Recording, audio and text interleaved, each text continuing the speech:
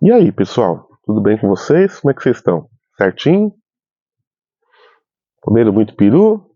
Comeram panetone? Beberam até encher o caneco? Ok, poucos dias da chegada de 2025 e sempre é inevitável aquelas listas de melhores do ano. Porém, eu não sou capaz de dizer quais foram os melhores do ano de 2024 por um único motivo. Eu não ouvi música contemporânea, música recente, a produção do pop rock de 2024. O que eu sei da música produzida esse ano foi que o novo álbum do The Cure foi elogiado. Eu ouvi umas 3 ou 4 músicas da Beth Gibbons do Portishead. Legal, mas um pouco mais do mesmo. O Judas Priest, que foi incensado pelas revistas de heavy metal, lançou um bom álbum, mas nada também de anormal, sim, né? O mais do mesmo. Eu não sei, não lembro de mais nada, assim. Parece que o David Gilmour do Pink Floyd também lançou um álbum também bom, mas eu não tenho referências para falar dos melhores do ano de 2024. Porém, como essas listas são inevitáveis, a gente gosta de lista. Há revistas como a Road Crew que vive de publicar listas. A gente que gosta dessa roleta russa da cultura pop, a gente fala assim: vou fazer minha listinha. Isso dá muito certo nas redes sociais, né? Onde as polêmicas e as respostas. Ah, você esqueceu de tal artista, você não pôs esse, tal. Sempre geram comentários, né? Eu vou fazer um vídeo falando dos melhores do rock pop internacional de 40 anos atrás. Em 84 eu tinha 19 anos, assistia muito videoclipe na TV Gazeta, na Band, ia muito ia muito em bibliotecas para pesquisar música, né, informações musicais. Havia ainda aquele hábito das bibliotecas, pelo menos aqui em Santo André, de comprarem as revistas e deixarem na biblioteca. Li boa parte de uma coleção da Som 3 na biblioteca do meu bairro e, claro, ia atrás das revistas, né? Som 3, a Metal e a Roll, né? Ainda não havia a Bis e a Rock Brigade era um segredo ainda passado de mão em mão para poucas pessoas, né?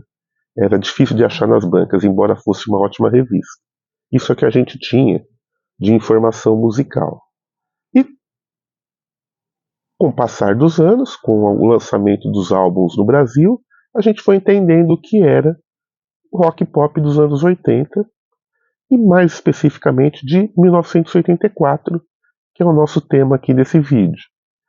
Lembrando que em 84 a Inglaterra ainda sofria com desemprego alto, porém do outro lado do Atlântico, os norte-americanos viviam a época do que a crítica chama de Reaganomics. Ronald Reagan, reeleito, alavancava a economia norte-americana, o que fazia produzir e surgir álbuns como Born in USA, o disco solar, o disco alegre, o disco positivo do Bruce Springsteen. Lembrando que o Bruce Springsteen é o herói da classe trabalhadora norte-americana. Nesse disco, personagens de álbuns anteriores, que sempre nas letras do Bruce sofriam de questões pessoais, profissionais, filosoficamente estavam num beco sem saída, talvez reflexo até da própria política norte-americana. O Bruce lança um álbum mais otimista. Claro que distorceram um pouco as intenções desse álbum, ele foi usado para a campanha dos republicanos, vamos dizer assim, né? Mas se a gente lembrar que desse álbum saíram 7 hits, esse é o disco que temos a faixa título, provavelmente a música mais famosa da carreira do Bruce. A gente tem Glory Days, Dance in the Dark, Bobby Jean, ou seja, não é apenas um grande álbum de 84, é o melhor álbum, o mais famoso, do Bruce Springsteen, o que não é pouca coisa. Esse disco sucede o pessimista Nebraska, que também é um grande álbum. A gente lembra do Bryan Adams, o cantor canadense, no álbum Reckless. Também é um disco que teve 6 hits. Aqui o Bryan lança seu, provavelmente, o disco mais famoso, onde contém a música Heaven. Todo mundo lembra da música Heaven, da balada, tocou muito nas rádios. E esse é o álbum que sustenta a carreira do Bryan Adams, faz o Bryan ser lembrado até hoje, né? A gente tem aqui Run to You, All Night Love Affair. 6 músicas foram pinçadas desse álbum para as rádios norte-americanas, o que não é pouca coisa. Concorrência grande em 84. Tá? Fica essa referência do Reckless, do cantor canadense. Indo para o outro lado do Atlântico, é impossível nos maravilhar, não ficar surpreso com o Treasure, o álbum do Cocteau Twins. Cocteau Twins é a banda da Elizabeth Fraser, uma moça que tem voz de sereia e que, junto com o Rob Guthrie, acho que é o marido dela, lança essa pérola do pós-punk, vamos dizer assim. Eles chamam de dream pop, né? A crítica. Flauta, cordas, sussurros, gritos assim etéreos. É difícil explicar, mas a atmosfera que a gente tem ao ouvir esse álbum é de que parece uma viagem de barco onde as sereias estão te chamando para mergulhar no mar, né? Muito lindo, muito bonito. Aqui a gente tem faixas como Ivo, Lorelei, Perséfone, Pandora, Aloysius, Domino, maravilhoso. Talvez um grande momento do chamado pós-punk inglês, tá? Treasure, o melhor álbum do Cocteau Twins. Ainda ficando nessa seara do pós-punk, o Robert Smith nos brinda com o The Top, um álbum intermediário do The Cure. Intermediário porque ele vem depois do elogiado Pornography, mas antecede o grande sucesso da carreira do The Cure, que é o The Head on the Door, né? Aqui o The Top, um disco, vamos dizer, experimental do The Cure, né? Onde a faixa que se destaca é o Pig in the Mirror, né? Tocou pouco nas rádios, mas esteticamente foi importante para construir a imagem do The Cure, né? O Robert Smith estava lapidando o formato The Cure. Aqui, o Robert Smith se distanciava um pouco daquele pop perfeito e já ia reafirmando os valores dos primeiros álbuns, né? Porém, é o último álbum de uma primeira fase do The Cure. Com a chegada do The Head on the Door, a banda mergulha de cabeça na música pop. Por falar em música pop, foi o que o The Purple encontrou no seu retorno. Estou falando do Perfect Strangers. Os Perfeitos Estranhos aqui, eles tinham parado, a banda estava desativada, e essa é a volta deles. Muito interessante, é um ótimo álbum. Aqui a gente tem a faixa título, que é um negócio louco, né? Aquelas derrapadas, aqueles solos do John Lord no teclado, que é a marca registrada do The Purple. O Rich Blackmore botando para quebrar. Aqui a gente tem Knocking at Your Back Door, Gypsy Kiss e Perfect Strangers, a faixa título, que tem um videoclipe bacana. Faz com que a banda volte e inspira outras bandas que estavam desativadas a fazer o mesmo, né? O que alavancou muito essa música, além da faixa título ser bem bacana, foi o videoclipe. Falando ainda de hard rock, rock pesado, nós temos a segunda tentativa do Dio, do Ronnie James Dio, com sua banda homônima. Aqui o Dio pega o que aconteceu no álbum anterior e prolonga, como se fosse uma espécie de parte 2. A impressão que dá para quem ouve é que o Dio teria gravado um álbum duplo e segurado algumas faixas para o segundo álbum.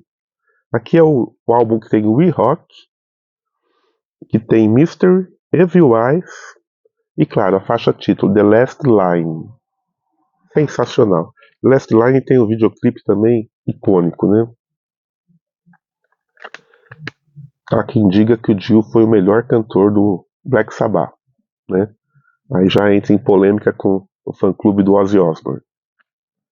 Eu já falei desse outro álbum, é o Ocean Rain, do Echo and the Bunnymen, o melhor álbum de uma das melhores bandas da história. Aqui é uma conversa séria, porque as faixas que compõem esse álbum parecem uma coletânea, né? Um disco lindo, um disco fundamental para quem gosta de rock europeu.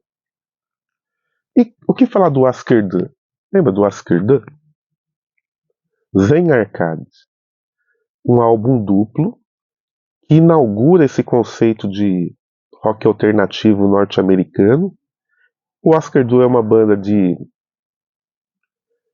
punk rock, mas que nesse álbum especificamente tem intenções de fazer um trabalho conceitual.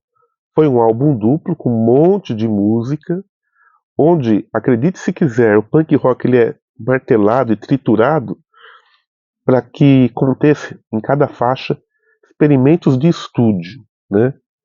Zen Arcade é de 1984 e serviu como um farol para aquela cena do rock alternativo norte-americano.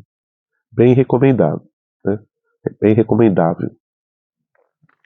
Aqui, o irretocável, maravilhoso e épico Power Slave, do Iron Maiden. Sem dúvida nenhuma, o grande momento do heavy metal. Faixas icônicas. Aqui, o Iron Maiden colocava na mesa todas as suas cartas, mostrando que não estava para brincadeira. Uma mistura de disco com letras políticas e históricas no sentido da banda se debruçar sobre a egiptologia, né? A gente tem Aces High, que é sem palavras para falar os solos e a interpretação do Bruce, né? 2 Minutes to Midnight, The Duelist, Back in the Village, Power Slave e a ousada Rime of the Ascent Mariner, onde mais de 13 minutos compõe uma faixa com muito violão, né? Os fãs amaram. É um disco sensacional. Certamente o melhor álbum do Iron Maiden e o grande momento do heavy metal nos anos 80. Estou falando do Power Slave do Iron Maiden. Ainda em 84, indo para o lado das FMs, a gente tem a Laura Branigan no álbum chamado Self Control, que rendeu a faixa título icônica, porque não é apenas uma música radiofônica, mas é uma música que casou uma interpretação muito bonita, com um tom vocal que ela tem, a Branigan tem, que é muito bacana, e a música que apertou algumas feridas, que mostra a necessidade das pessoas transarem, né? E ela fala, a Brownigan fala assim, se a coisa tá ruim, vamos pro lado escuro da cidade, né? O lado escuro entenda-se a boca do lixo, o sexo fácil, né? Um videoclipe interessante, ainda nos primórdios de 84, quando os artistas não investiam muito em videoclipe, com exceção dos americanos, do Michael Jackson, Madonna e tal. É provavelmente o melhor álbum da carreira da Laura Branigan, o que não é pouca coisa. Ela pode estar esquecida hoje, mas em 84 ela tinha relevância. Já que falei de cantoras, é impossível não falar do segundo álbum da Madonna. Estou falando do Like a Virgin. Vocês conhecem, é dourar a pílula ficar elogiando esse disco. É o grande álbum em que fez a Madonna virar a superestrela que ela se tornou, né? Like a Virgin puxa esse álbum pra cima, né?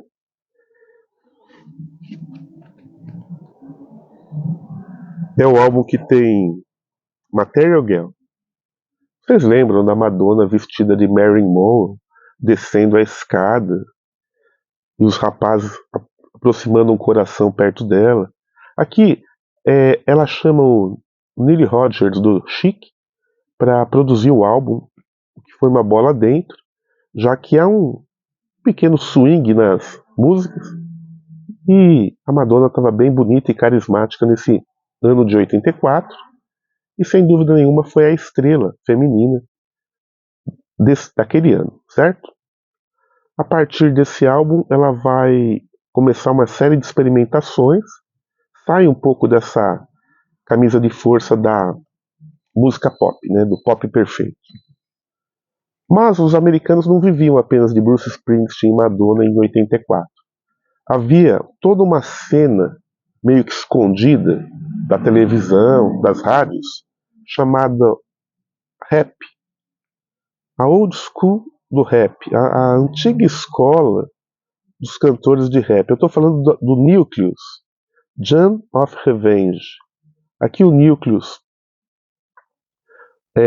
esculpe um rap robótico, usa como sampler a abertura do seriado de Neon Genie, pelo menos algo que evoca aquilo, né? Eles distorcem como o pessoal da geração sampler depois faria com mais maestria. É um álbum de 8 músicas, 8 longas músicas, mas que, além da faixa Jam on Revenge, temos a faixa Automan também, que foi bem bacana. A cena underground norte-americana do rap, que já dava seus passos e que só seria descoberta depois de uns 4 anos, lá por volta de 88, quando a MTV então já tinha programas específicos para a cena rap, né? Estou falando do Nucleus. Saindo desse rock eletrônico, rock pop eletrônico, a gente vai para a música acústica, e é impossível não falar do Ry Cooder na trilha sonora do Paris, Texas. Músicas instrumentais, bastante violão, a guitarra soando como um instrumento de percussão e não de solo, aquelas músicas plácidas, quase paradas, mas que ilustraram com maestria esse filme aqui da Natasha Kinski, do Invaders, que a gente lembra até hoje, né? Um filme bacana e uma trilha sonora que supera o filme há anos-luz. Aqui, ainda falando de filme, o filme e o álbum que catapultou o jovem Prince é o Purple Rain, a mesma coisa que eu falei do disco da Madonna. Todo mundo conhecia o Prince, mas o Prince ainda não tinha estourado para as massas, né? Aqui não. Aqui é o álbum que tem ia falar Little Hat Convert, não. Aqui é o álbum que tem a faixa título, tem Windows Cry, né? Darling Nick, Prince sendo Prince e mostrando por que o baixinho de Minneapolis era a bola da vez em 1984, né? Vocês conhecem Purple Rain, não é o porquê eu ficar falando. O que poucos lembram é que o Purple Rain é uma trilha sonora, né? Trilha sonora do filme homônimo. Aqui, ainda falando de americanos, o Quiet Right, Conditional Critical, né? Condição crítica. A gente lembra muito o Quiet Right pelos videoclipes. Aqui, mais uma vez, eles fazem uma cover do Slade. Parece que eles gostavam muito do Slade, porque eles fizeram o mesmo no álbum anterior, onde eles resgataram aquela faixa esquecida, o Camel Feel the Noise. Aqui eles vêm com a faixa Mama, We're All Crazy Now. Mama, We're All Crazy Now. Os videoclipes a gente lembra bem. O álbum talvez não muito. mas foi importante para a cena hard rock americana, né? Olha eles aqui. Voltando para o outro lado do Atlântico, um grande momento também do rock inglês do pós-punk foi o Rihanna, da Siouxsie and the Banshees. Aqui, esse álbum marca o retorno do Robert Smith do The Cure para a banda. Né? Robert Smith fazia parte do The Cure, da Siouxsie and the Banshees, mas ele nunca foi um elemento fixo, ele ficava alternando da sua banda principal, que era o The Cure, mas colaborando com a Siouxsie. Ele colabora no álbum ao vivo Nocturne, que é anterior a esse, e aqui ele volta e ajuda a Siouxsie e o marido dela, o baterista, a cunhar esse álbum maravilhoso que tem a faixa Dear Prudence, né, um cover do John Lennon, dos Beatles, que alavanca o álbum. Mas esse é um álbum delicado, com percussão bacana, com um vocal maravilhoso da Siouxsie. Né? 1984, Rihanna, Siouxsie and the Banshees. Indo para os últimos, não, eu separei 20 álbuns, né? A gente tem ainda no território do rock inglês a estreia do The Smiths, descasso. Aqui a banda mostrava que podia ser moderna, fazer parte da cena pós-punk, mas fazer um som acústico, né? Ao mesmo tempo que o John Marr, quando solava, criava aqueles climas etéreos, mostrando que o Smiths podia fazer quase que qualquer coisa, né? Os vocais e as letras do Morrissey falando sobre temas polêmicos, como o homossexualismo, sobre bullying, né? E também prestando culto aos grandes poetas ingleses do passado. Aqui é o álbum que tem Hand in Glove, The Charming Man, que a gente lembra o videoclipe e um solo interessante de John Marr, Miserable Lie, What Difference Does Making, ou seja, um descasso de uma banda singular que foi o Smiths em 84. Já os três últimos, nós temos a trilha sonora do Stop Making Sense com os Talking Heads. Talking Heads ao vivo é uma coisa séria. O David Byrne é um entertainer muito interessante. E aqui tem uma versão matadora do Psycho Killer, né? A faixa que levou esse álbum, né? Fez esse álbum ser comentado. Lembrando que é uma trilha sonora. Muito interessante. Gosto também da versão ao vivo de Burning Down the House. Falando de rock alternativo, bandas estranhas, o selo 4AD foi um selo inglês que gostava muito do que a gente chamou depois no futuro de música gótica, né? Aqui o dono do selo cria uma banda chamada Mortal Coil e lança um álbum chamado It to End in the Tears. It to End in the Tears. Esse álbum foi importante porque também era uma carta de intenções.